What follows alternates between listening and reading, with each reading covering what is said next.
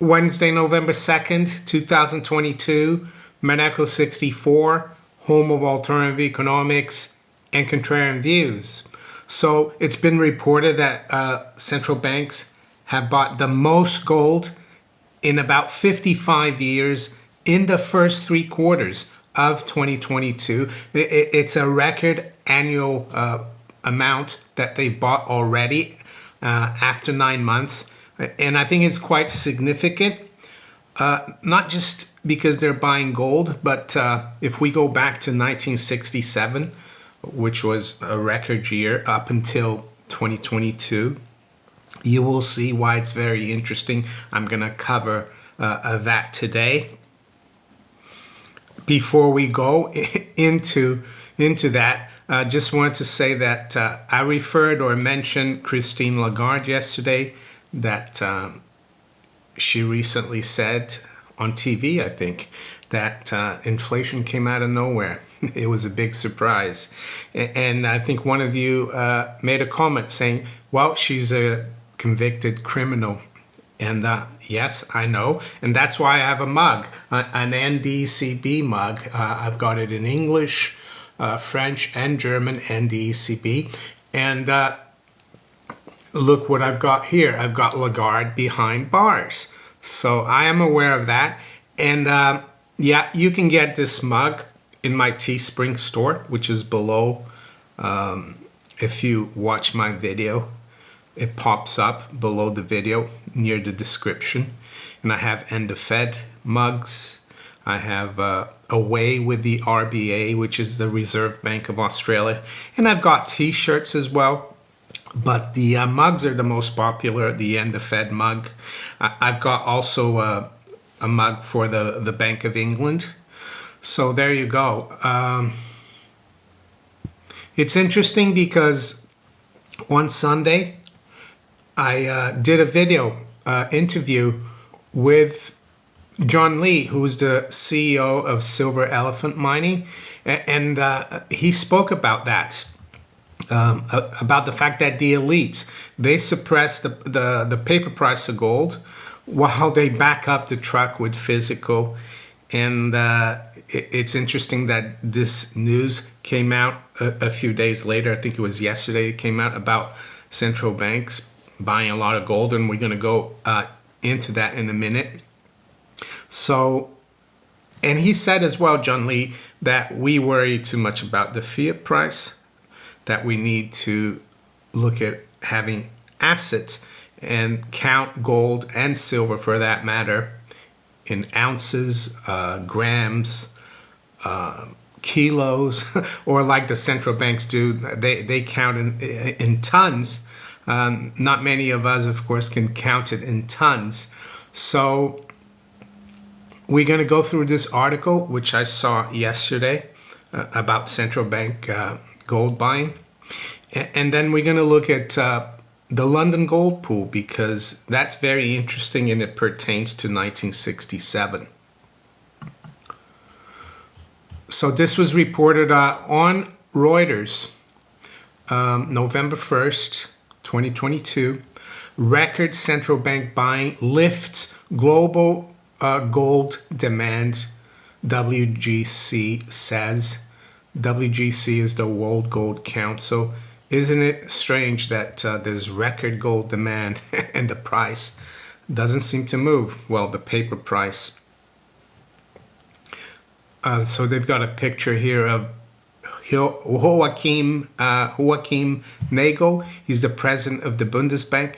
He's in the Bundesbank vault. By the way, the Bundesbank has a very good book on gold, which I have, and I've shown it before. So if you want to check it out, I'm going to put a link below in the description. If I find a link, it's a great book about gold. Bundesbank is a bit of a gold bug as a central bank, I would say. So London, November 1st, central banks bought a record 399 tons of gold worth around $20 billion in the third quarter of 2022. Helping to lift global demand for the metal. The World Gold Council said on Tuesday. Demand for gold was also strong from jewelers and buyers of gold bars and coins. The World Gold Council said in its latest quarterly report, but exchange-traded funds storing bullion for investors shrank. Well, that's a good thing because I think people are waking up to the fact that these ETFs, do they really store bullion for investors? Can you really take delivery when you want it? Well, I think with GLD, you have to have millions and millions. It's only like the big boys that can, like on Wall Street, that can take delivery.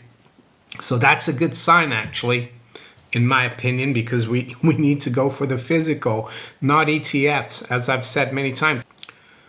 Gold is typically seen as a safe asset for times of uncertainty or turmoil, but many financial investors sold shares in gold-backed ETFs as interest rates rose and pushed up returns on other assets.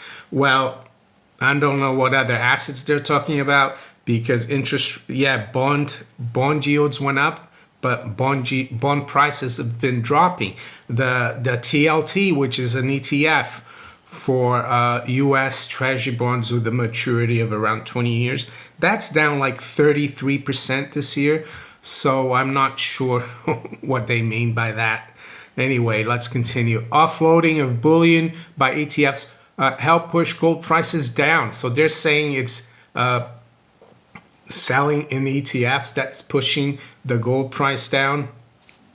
Well, I'd say it's a little bit of throwing paper at it. The bullion banks, of course, Reuters is not going to report that. Gold price down 8% in the third quarter, but this price fall helped stimulate demand for jewelry, the World Gold Council said.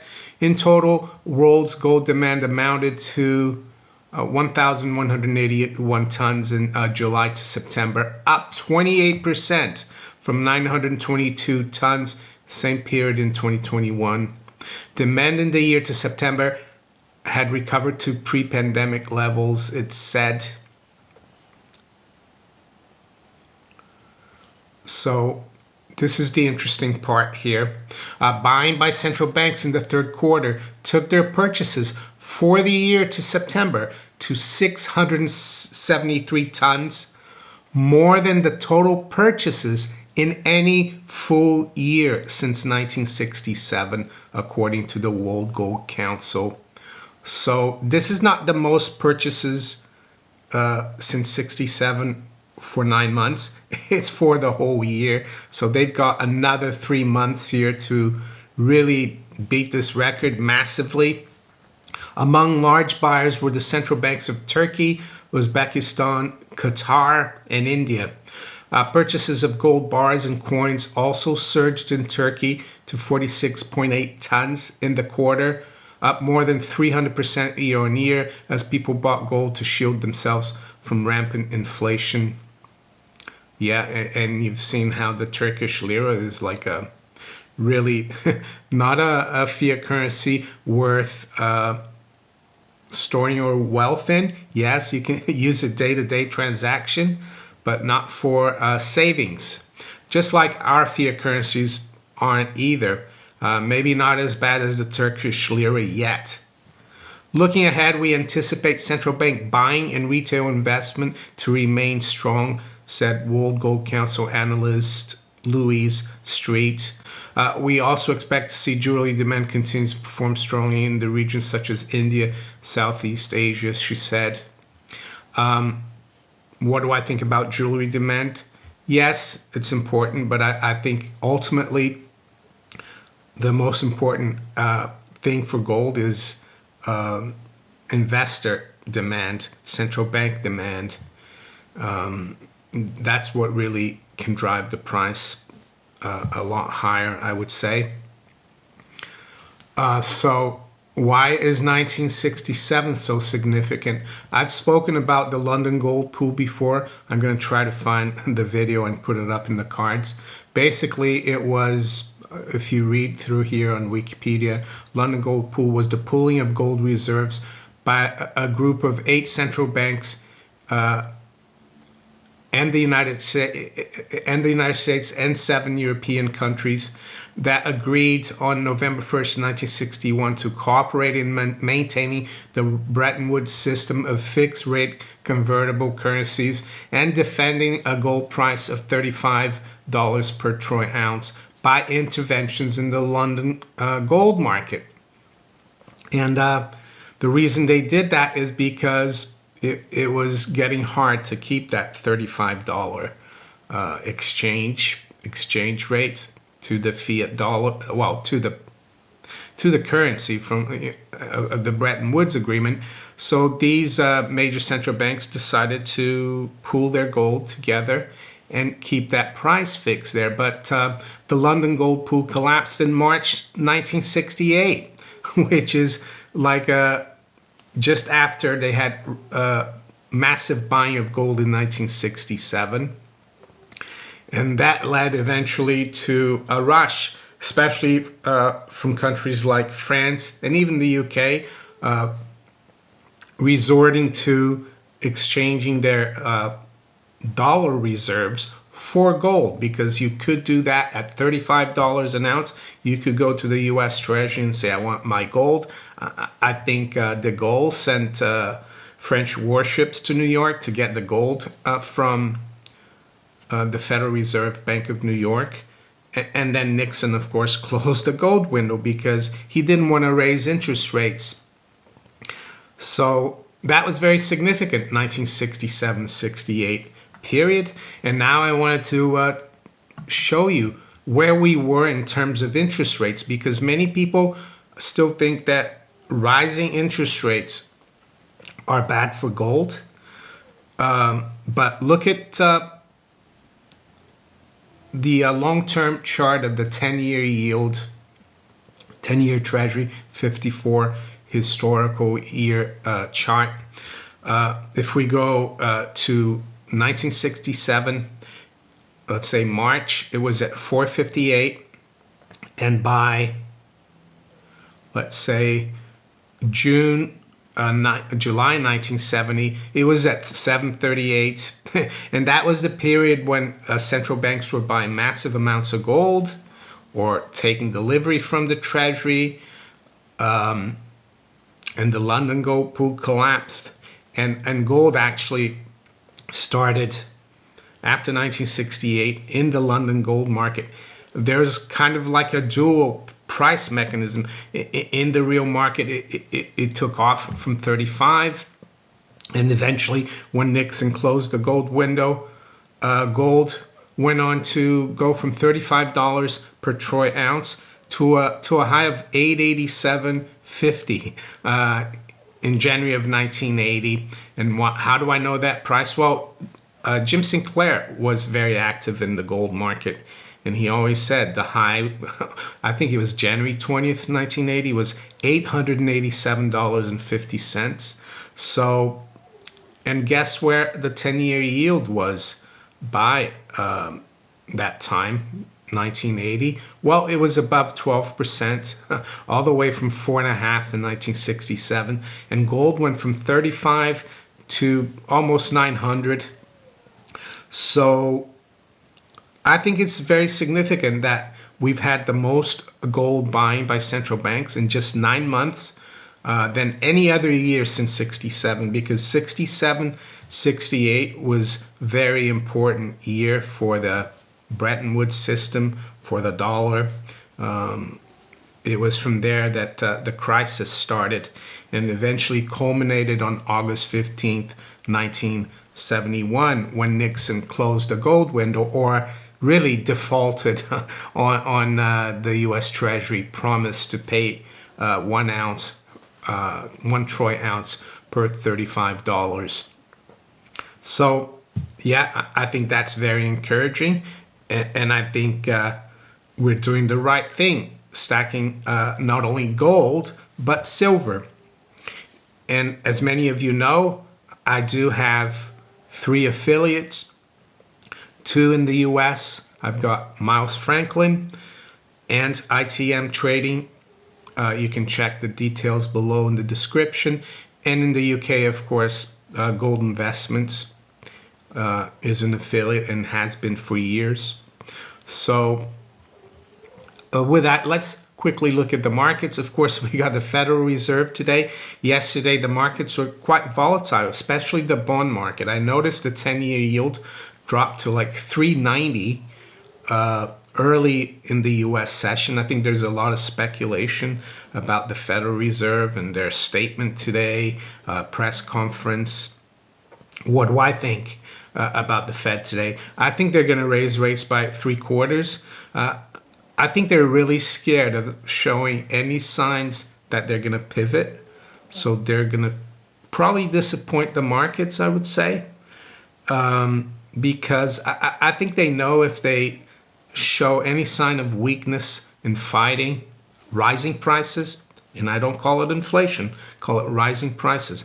Yeah, sometimes we fall into the trap and we call it inflation. I think they know if they show any sign of weakness, we could see a major explosion to the upside in the stock, bonds, commodities, and they don't want that either.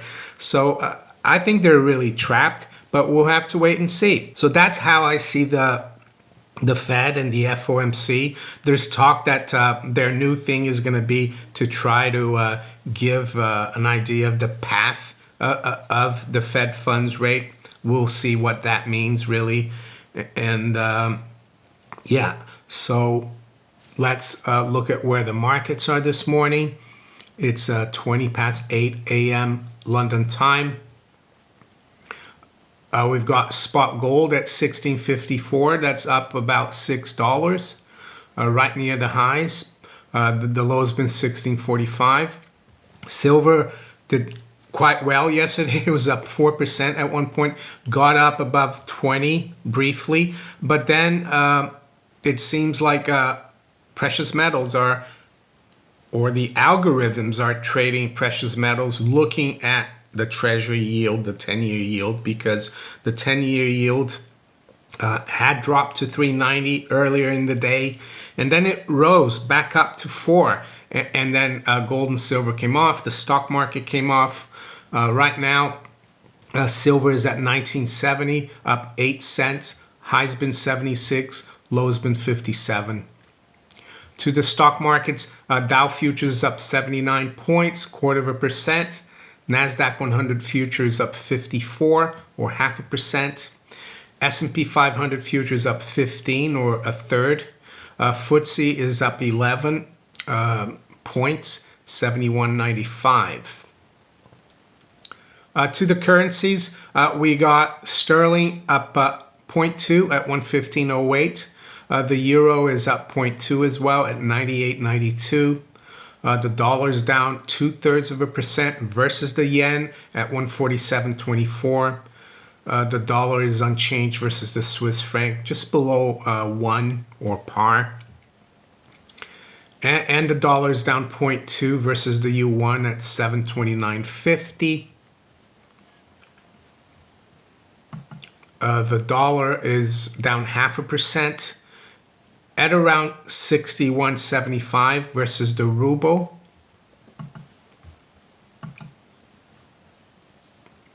Aussie dollar is up almost 0.5%, 64.22. The dollar's down 1/3% versus the Canadian dollar at 135.89. And the Kiwi dollar is up 2/3% at 58.80. To the general commodities, WTI crude is up 1.25% at 88.90. Brent crude is up 1%, 95.35. High grade copper is up 2/3 at 348.67.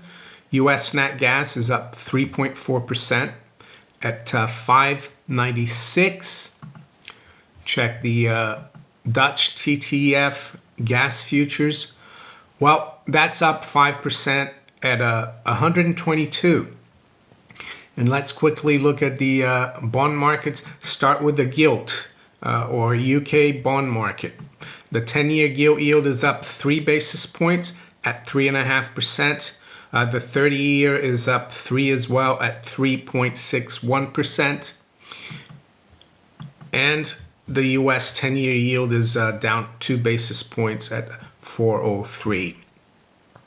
So if you enjoyed this video, make sure you hit the like button, press the little notification bell as well to be notified of all my new videos. I make a video regularly or every day.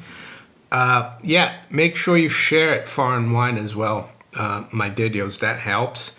And yes, with that, I wish you all a great day. Take care. Bye.